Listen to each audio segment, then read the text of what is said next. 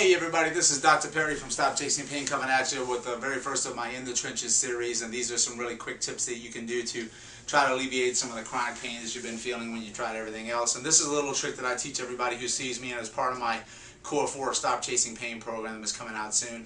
And that's to help some of the chronic neck pain that people have, usually in the back of the head, like tightness in the back here or stiffness. And everybody, has always been treating the neck and massaging the neck, but it never comes around. So, my premise of everything is that pain is where your problem ended up, not where it started.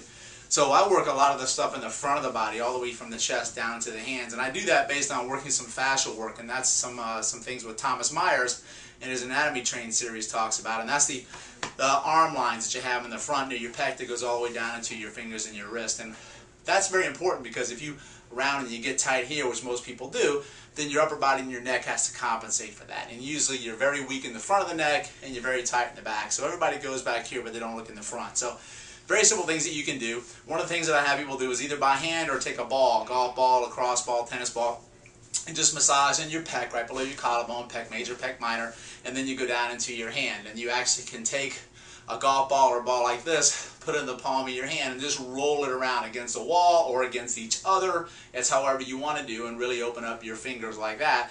And that's going to release the fascia in your hand and in your pec, which will open up here. And what we're going to do also is we're going to do some grip work, and we're going to do some strengthening in the front of the neck, as well as some stretching exercises. So after you do the soft tissue work, then you're going to do what's called an active isolated stretch to your wrist, where I've done a video on this before to help for carpal tunnel. Just going to extend your wrist out, and then you're going to push down a little bit on your fingertips, and you're going to count 1, 1001, and then come back. And do the same thing again, 1, 1002. Exhale on any action, put 2 pounds of additional pressure, no more.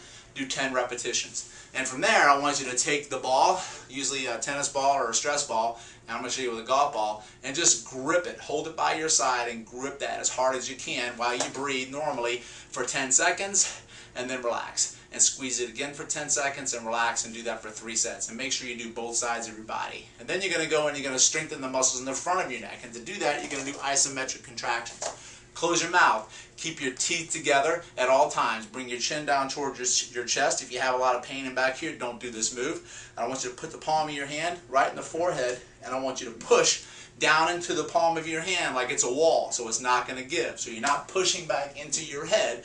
You're pushing your head into your hand with your mouth closed and teeth together. Don't hold your breath. You're going to push into that and hold it for 10 seconds. Back off, relax. Then you're going to look up, extend, really squeeze the neck muscles like a frog, like this, like that, and then teeth together and go back down again and do the same thing.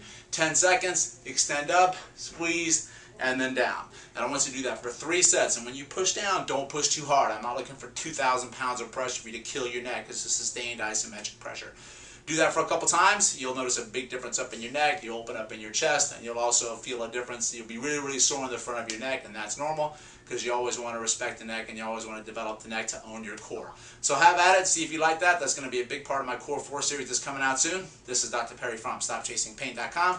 We'll see you soon on the other side, and make sure you join us up on Facebook as well, because I have a lot of stuff posted up there that I don't put anyplace else.